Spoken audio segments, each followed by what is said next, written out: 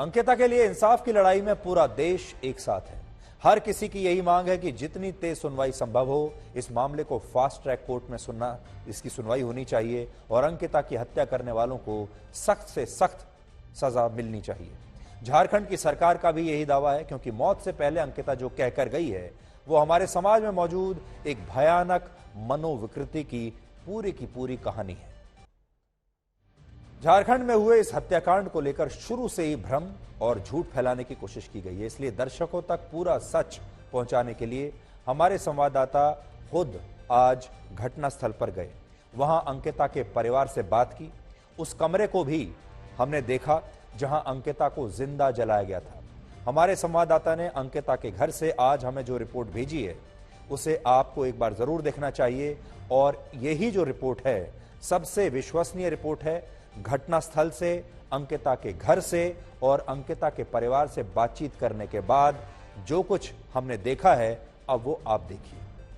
ये खिड़की जो आप देख रहे हैं, ये अंकिता सिंह के घर की, एक रादर कमरे की वही खिड़की है जिसको 23 तारीख को धक्का मार के खोल के, जो दावा किया जा रहा है परिवार और पुलिस की तरफ से कि धक्का मार के खोल के यहाँ पे अंकिता जब सोई हुई थी उस तरफ बिस्तर जो लगा हुआ है यहीं पर पेट्रोल छिड़का गया और यहाँ पे आग लग गई। यहाँ पे देखिए ये जले हुए ये निशान भी है, जो ऐसे दाग तब होते हैं जब अगर कहीं कुछ चीज जल जाए या फिर लकड़ियां जल जाए। शाहरुख हुसैन इसी मोहल्ला में रहता है, 200 मीटर की दूरी में मेरे घर से।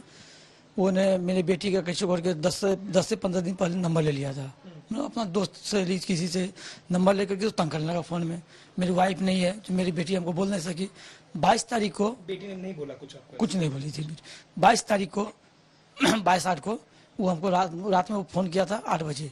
बेटी हम घर आए 10 बजे तो हमको बोली पापा देखिए हमको धमकी दिया कि तुमको जान मार देंगे। ठीक है बेटा, उसको सोच जाके जान के मार देंगे, मतलब हमसे तुम बात करो, हमसे तुम प्यार करो। तो ये बोलते कि हम तुमसे नहीं बात करेंगे, तुम कौन है तुम। तो वही के चक्कर में वो हमको उसको धमकी देता है तुम ट्यूशन जाओगे यहाँ कर देंगे, तुम स्कूल जाती हो, कॉलेज जाती हो, जहाँ तुम जाओगे वहाँ तुमको बेइज्जत करेंगे, मतलब कुछ भी जो मन सन। हाँ, बेटी हमको बोली नहीं। 22 तारीख को 8 बजे रात में वो हमको मतलब धमकी दिया था। उसके बाद वो हमको रात में 10 बजे बोली बेटी ठीक है बेटा सुबह हम जाके उससे हम बात करते हैं। 4:30 बजे सुबह में उसको ऐसा कांड, मतलब पेट्रोल छीट के माचिस मार के उसको आग लगा दिया। बेटी मेरी उठ गई कि पानी पड़ रहा है, जैसे उठ करके देखने गई तो माचिस फेंक दिया उसके शरीर पे, फेंक दिया। पूरा लखने लगी, लगते हुए जलती हुई मेरे रूम में आई, चिल्लाते हुए पापा बचा लीजिए। तो हम सोचे कहाँ से आग लगा। फिर वहाँ से उठ करके मैं देखा तो पूरा घर जल रहा मेरा। फिर हम उसका टी शर्ट उठाया, खोल दिया, खोल के नीचे ला खोला, पूरा काफी शरीर सब जल चुका था उसका। हेमंत सोरेन पहले अगर पैसा हमको दे देते हैं तो बेहतर इलाज के लिए हम आज कहीं भी जाते हैं, मेरी बेटी बच जाती। रिम्स हॉस्पिटल में उतना व्यवस्था है नहीं। अगर 10 लाख क्या उसमें 20 लाख भी लगता, 30 लाख भी, मतलब जितना बड़ा हॉस्पिटल उतना पैसा लगता सर। अगर उस समय अगर हमको वो दे देते, अगर मदद कर देते, आज मेरी बेटी मरती नहीं, मेरी बेटी बच जाती। नहीं, उसको फांसी सजा होना चाहिए। पहला मांग है फांसी सजा होना चाहिए। हम पोती को बुरा होकर आगे बेकार है, उसको हमको आगे दिला था, उसको हम दे रहे हैं। कलब का हमारी पोती बड़ी है, आगे से झुलक से पेट्रोल से झुला दिया। सबसे बड़ा घटना है। हमारे यहाँ विधायक मुख्यमंत्री जो है हेमंत सोरेन, अब बसंत सोरेन देखने के लिए नहीं आया। अब दोनों भाई पिकनिक मना रहा है। बताइए कहाँ गनीमत है, कहाँ का आदमी आया, हरियाणा का, दिल्ली का। हमारा पोती के जान ले लिया वो, हम भी उसको देखेंगे सजा, जल्दी फांसी दीजिए। अब हम नहीं देख सकेंगे, लम्बा दूर नहीं ले जा सकेंगे। हम बूढ़ी आदमी हो गए हैं, 60 वर्ष हमको उम्र है। हम कखनी मर जाएंगे कोई ठिकाना नहीं, घर में कोई नहीं करने वाला। तब हमको शांति मिलेगा आत्मा में, तब शांति नहीं मिलेगा। नहीं सर, घटना घटने की बात बताई कि वो 10-15 दिन से मैं उनको परेशान कर रहा था। नंबर जहाँ से भी लेके उसको कॉल किया और फिर उसको बात करने और मिलने के लिए फोर्स करता था। तो ये मना कर दी तो उसको मारने का धमकी दिया था। सर उसको फांसी का सजा दिया जाए सर। बहुत सारे लोग इस घटना को लव जिहाद का मामला बता रहे हैं, लेकिन बड़ी बात यह है कि आज हम आप सबके साथ मिलकर अंकिता के लिए इंसाफ मांगते हैं, और अंकिता जैसी हमारे देश में जो दूसरी हजारों लाखों लड़कियां हैं उनके लिए भी हम इंसाफ चाहते हैं। सबसे बड़ी बात यह है कि अगर हमने अपने समाज से शाहरुख जैसे हैवानों को बाहर नहीं निकाला तो हमारे देश की लड़कियां इसी हैवानियत का शिकार होती रहेंगी। हमारे देश में आज भी लाखों करोड़ों महिलाएं ऐसी हैं जिन्हें घर से बाहर निकलते ही हर रोज शाहरुख जैसे लोगों का सामना करना पड़ता है। हमारे देश में करोड़ों महिलाएं इस तरह की घटनाओं पर न जाने कितने वर्षों से, कितने दशकों से अपने होंठ सिलकर बैठी हैं, चुप बैठी हैं, क्योंकि वो जानती हैं कि उन्हें इंसाफ कभी नहीं मिलेगा। आज हर गली में, हर मोड़ पर, हर बाजार में, हर इलाके में, हर शहर में, हर गांव में शाहरुख जैसे लोग आपको मिल जाएंगे जो महिलाओं को बाहर निकलते ही परेशान करते हैं, उनसे जबरदस्ती दोस्ती करने की कोशिश करते हैं, उनका मोबाइल फोन नंबर ले लेते हैं, फिर उन्हें फोन करते हैं। और जब कोई लड़की या कोई महिला किसी लड़के के प्रस्ताव को ठुकरा देती है तो फिर उस लड़की की या तो हत्या कर दी जाती है, या फिर उस लड़की के ऊपर तेजाब फेंक दिया जाता है, या फिर किसी और तरीके से उस लड़की का नुकसान करने की कोशिश होती है, समाज में उसे बदनाम करने की कोशिश होती है। हमारी जितनी महिला दर्शक हैं वो इस बात को अच्छी तरह से जानती होंगी कि वो जब अपने घर से बाहर निकलती हैं, स्कूल जाने के लिए, कॉलेज जाने के लिए, दफ्तर जाने के लिए, बाजार जाने के लिए, जब बस में जाती हैं, सड़क पर जाती हैं, किसी गली से निकलती हैं और वहां कुछ मन चले शाहरुख जैसे जो लोग हैं, और इसमें धर्म की भी क्या बात करनी, हर धर्म के लोग होते हैं। आपको ऐसे तमाम लोग मिलेंगे जो पान की दुकान पर खड़े होंगे, चाय की दुकान पर खड़े होंगे, मोहल्ले के चौक पर खड़े होंगे, और वहां से जब कोई महिला या जब कोई लड़की गुजरती है तो वो उस पर ताने कसते हैं, उस लड़की का पीछा करते हैं। और अब महिलाएं भी ये बात समझ चुकी हैं कि यही उनका जीवन है, उन्होंने इसे स्वीकार कर लिया है, इसलिए वो चुपचाप नीचे देखती हुई सीधे निकल जाती हैं, ये सोचकर कि इसका कोई इलाज नहीं है, उनकी रक्षा के लिए कोई नहीं आएगा, ना कानून व्यवस्था और ना ही अदालतें, ना पुलिस, यहां तक कि उनके अपने परिवार के लोग भी असहाय हैं, वो कुछ नहीं कर सकते। परिवार के लोगों के पास भी जब जाते हैं तो अक्सर कई बार ये कहा जाता है कि स्कूल जाना ही बंद कर दो, पढ़ाई करना बंद कर दो, दफ्तर जाना बंद कर दो, या फिर अपना रास्ता बदल लो। लेकिन इस जो समस्या है इसका स्थायी इलाज किसी के पास नहीं है। हमारे देश की राजधानी दिल्ली में कॉलेज जाने वाली 90% छात्राएं कभी ना कभी छेड़खानी का शिकार होती है, 90%। और ये तो दिल्ली की बात है, दिल्ली ही क्या, देश का कोई ऐसा शहर नहीं होगा जहां पर 90% से ज्यादा महिलाओं ने जीवन में कभी ना कभी ऐसे मंचलों का सामना ना किया हो।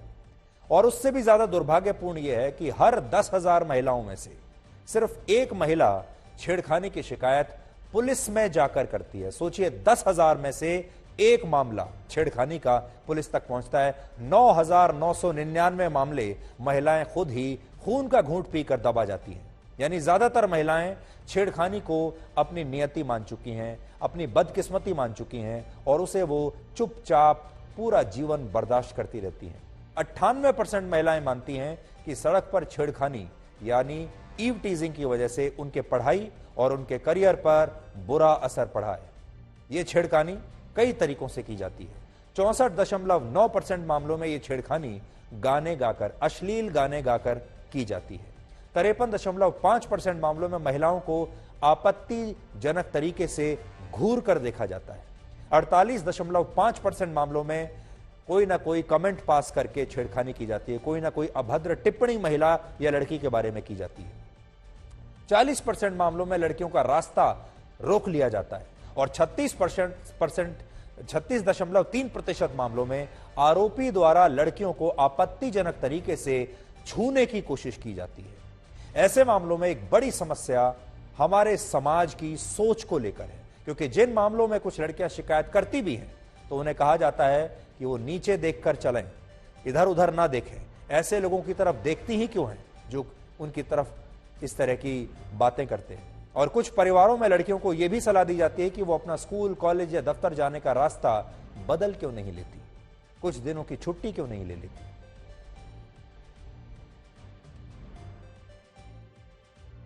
हमारे देश में यह बहुत आवश्यक है कि अब हम कानून तो हमने बहुत बना लिए, हमारे देश में पुलिस स्टेशन भी है, पुलिस भी है, कानून भी हैं, अदालतें भी हैं, जज भी हैं, लेकिन इंसाफ नहीं मिलता। और वो तब तक नहीं होगा जब तक हमारा समाज नहीं सुधरेगा। और आपको याद होगा, प्रधानमंत्री नरेंद्र मोदी 2014 से लेकर 2022 तक बार बार ये बात कहते आ रहे हैं कि हमें इन चीजों को लेकर अपने समाज की सोच बदलनी पड़ेगी। लड़कियों से सवाल करने की बजाय लड़कों से सवाल करना पड़ेगा कि अभी तक कहां घूम रहे थे। और इस बार स्वतंत्रता दिवस पर अब भी उन्होंने ये कहा था कि हमारे देश के पुरुषों को अब अपनी बोलचाल की जो भाषा है, अपना जो सोच का जो तौर तरीके हैं, उसे बदलना होगा महिलाओं को लेकर। मैं लाल किले से मेरी एक पीड़ा और कहना चाहता हूं। ये दर्द मैं कहे बिना नहीं रह सकता। मैं जानता हूं कि शायद लाल किले का विषय नहीं हो सकता, लेकिन मेरे भीतर का दर्द मैं कहां कहूंगा? देशवासियों के सामने नहीं कहूंगा तो कहां कहूंगा? और वो है, किसी न किसी कारण से हमारे अंदर एक ऐसी विकृति आई है, हमारी बोलचाल में, हमारे व्यवहार में, हमारे कुछ शब्दों में, हम नारी का अपमान करते हैं। क्या हम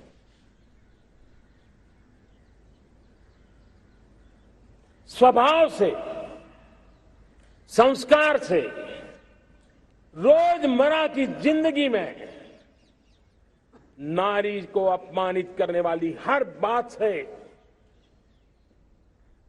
मुक्ति का संकल्प ले सकते हैं? हर मां बाप से पूछना चाहता हूं कि आपके घर में बेटी 10 साल की होती है, 12 साल की होती है, मां और बाप चौकन्ने रहते, हर बार पूछते हैं कहां जा रही हो, कब आओगी, पहुंचने के बाद फोन करना। बेटी को तो सैकड़ों सवाल मां बाप पूछते हैं, लेकिन क्या कभी मां बाप ने अपने बेटे को पूछने की हिम्मत की है?